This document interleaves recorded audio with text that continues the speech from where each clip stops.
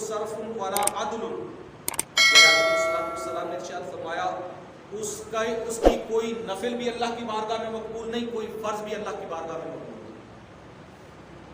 یعنی جو بندہ نماز نہیں پڑھتا، پیارے آقا علیہ الصلوۃ والسلام کے فرمان کے مطابق اس کی کوئی نیکی، کوئی نفل، کوئی فرض، کوئی عبادت اللہ کی بارگاہ میں مقبول نہیں۔ کیوں نہیں ہے؟ کہ جب ایمان ہی نہیں، تو پھر نیکی تو اس وقت مقبول ہوتی ہے کہ جب ایمان ہو۔ بغیر ایمان کے نیکیاں اللہ کی بارگاہ میں مقبول نہیں ہوتی۔ تو پیارے آقا علیہ الصلوۃ والسلام کا یہ فرمان بہت زیادہ دل و دماغ کے اندر جگہ دینے کے لائق ہے کہ آپ علیہ الصلوۃ والسلام فرما رہے ہیں کہ جو مومن نماز ترک کر دے، نماز چھوڑ دے، نماز چھوڑ دے، پیارے آقا علیہ الصلوۃ والسلام نے فرمایا اس نے اللہ کے ساتھ کفر کیا،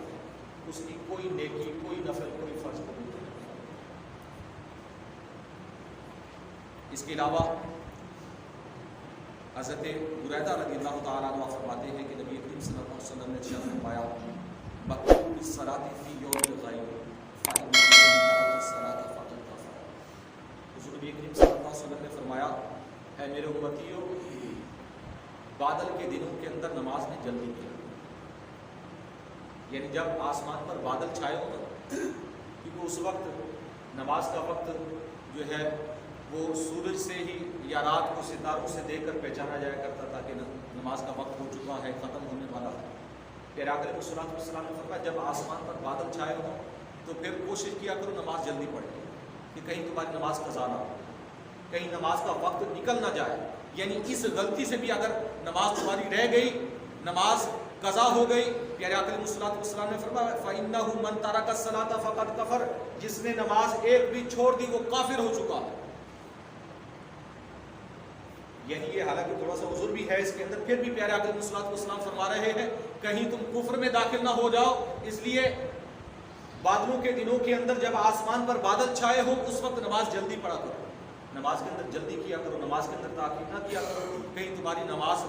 رہ نہ جائے، کہیں تمہاری یعنی اول وقت کے اندر پھر نماز پڑھ لیا کرو، نماز کے اندر تاخیر اس وقت نہ کیا کرو، ہو سکتا ہے تمہاری نماز کہیں قضا نہ ہو۔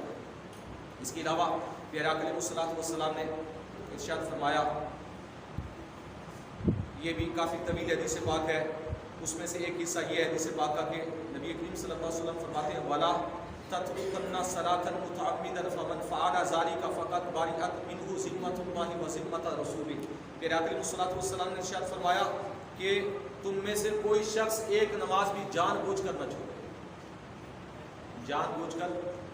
یعنی جیسا کہ آج کل ہمارے اکثر لوگ نماز نہیں پڑھتے، یہ جان بوجھ کر، ہاں بھولے سے رہ گئے یا کسی مجبوری میں ایسے پھنسے ہوئے تھے کہ نماز پڑھ ہی نہیں سکتے تھے، ایسے کام میں پھنس گئے، ایسی جگہ پھنس گئے، تو وہ ایک علیحدہ چیز ہے، وہاں عذر ہے، وہاں مجبوری ہے، وہاں رعایت ہے، کہ بعد میں آپ اس کی قضا کریں۔ یعنی اگر کوئی لیٹ گیا، آنکھ لگ گئی، نماز کا وقت نکل گیا، کسی نے بیدار نہیں کیا، جگایا نہیں کسی نے، نماز کا وقت گزر گیا، تو اب یہ شرعی طور پر مجرم نہیں ہے لیکن نماز کی قضا کرنی ہے، شرعی طور پر گناہ نہیں ہے۔ آج کل جیسا کہ اگر آپ لوکل سفر کریں تو اکثر جو آج کل ہمارے ڈرائیور حضرات ہیں وہ نماز نہیں پڑھاتے، باقی کھانے کے لیے بھی روکیں گے، واش روم جانے کے لیے بھی روکیں گے، ہر چیز کے لیے روکیں گے، نماز کے وقت نہیں روکتے، تو وہاں بھی بندہ اگر کوشش کرے کہ روکتے تو ٹھیک ہے، اگر نہیں روکتے تو وہاں مجبوری ہے، بعد میں نماز قضا کر۔ اس کے علاوہ جیسا کہ ہم ٹھیک ٹھاک دکان پر بیٹھے ہیں، گھر میں بیٹھے ہیں، کوئی کام نہیں ہے، نکمے ہیں، ویلے ہیں، لیکن پھر بھی ہم نماز نہ پڑھیں، یہ جان بوجھ کر نماز چھوڑنا ہے۔ یہ اگر نماز کا کہا جائے جی کپڑے گندے ہیں، جی ابھی کپڑے نہیں ٹھیک، کل سے چلا پڑیں گے نماز، تو یہ بھی جان بوجھ کر نماز چھوڑنا ہے، یہ بھی نماز جان بوجھ کر چھوڑنا ہے۔ پیارے آقا علیہ الصلوۃ والسلام نے فرمایا جس نے جان بوجھ کر ایک نماز چھوڑ دی تو تحقیق وہ اللہ کے اور اللہ کے رسول کے ذمہ سے نکل گیا، جو اللہ رسول کا ذمہ تھا نا، اس کے ساتھ معاہدہ تھا، اس سے وہ نکل چکا ہے، اس کا اب اللہ رسول کے ساتھ کوئی تعلق نہیں، اللہ کے ساتھ یا رسول کے ساتھ اس کا کوئی تعلق نہیں جو نماز نہیں پڑھتا، جو نماز چھوڑ دیتا ہے۔ اور حضور نبی کریم علیہ الصلوۃ والسلام نے